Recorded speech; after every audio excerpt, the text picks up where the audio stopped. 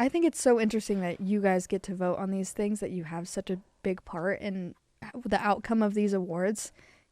Are you allowed to talk on kind of the process you go through? Are you allowed to even say who you voted for? So I cast a real ballot earlier the year for the real awards, and it was hard coming up with my people for that.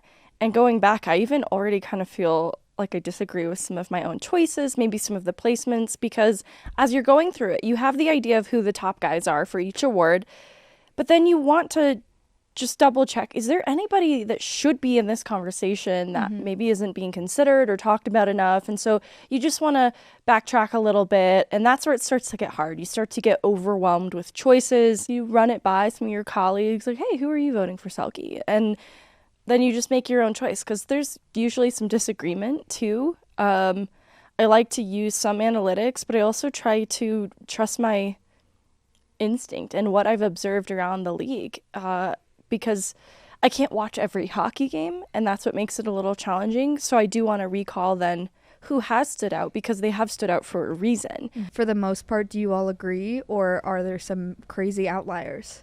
I think there's usually outliers, Yeah. to be honest. Everybody watches a lot of hockey, so there's just a big pool of information to draw upon for these awards.